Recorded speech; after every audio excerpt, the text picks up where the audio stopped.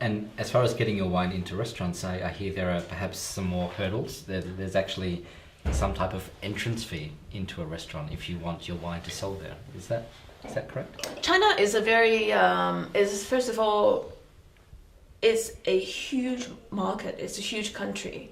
For example, Shanxi is a very not so big province. We have close to 40 million populations. It's like almost a country.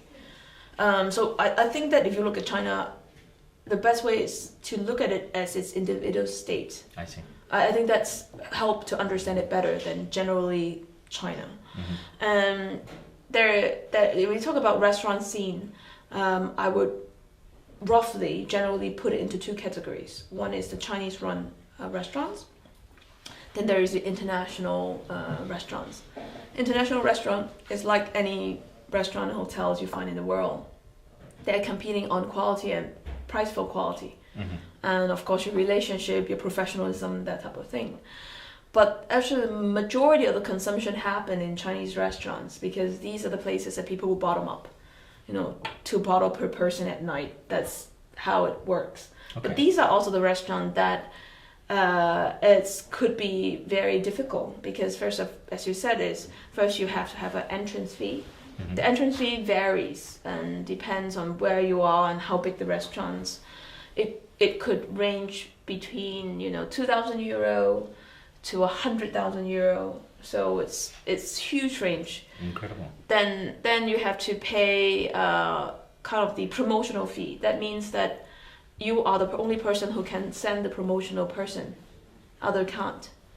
And it's a round table event and renew annually. So if we are all distributors, so the restaurant will call you and then sit together and then everybody bid for it. The highest get it. So you don't know how that works. Then you have to pay waitress and waiter corkage. Otherwise, they would tell the clients the wine is not available. So it could range between 50 cents euro to maybe €1 or more. It really depends. So if your competitors are paying, let's say if competitors are paying €1, mm-hmm. I at least have to pay 2 because I'm less known brand. It's more difficult to sell. So the next day, the competitors want to kill me. They can raise to 2. I have to pay 4. This is incredible. And that's not the end of it. And then you have to pay everybody come along your line, the purchasing department, accounting, and everything. They always have bad debt, and if they don't have bad debt, they sometimes round up the number. But rounding up meaning that let's say they owe you $156,000, they round up to 6,000. Or give you coupon to eat in the restaurant instead. So it again work as business sense, right? Higher return, higher risk. Yeah. But there seems to be so many hurdles in China to, well, as you said, in certain states for selling your wine. So I personally one of the strategy we adopt for Grace Vineyard is that we have never thought of being a national brand, because if you think about national brand, it go up to your head right away. China's very big. You want to build your infrastructure. You want your team to be big, advertising and everything.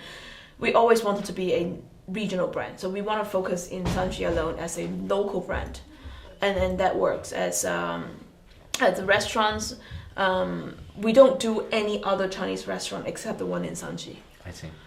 Because in Shanxi we have a bit of bargaining power.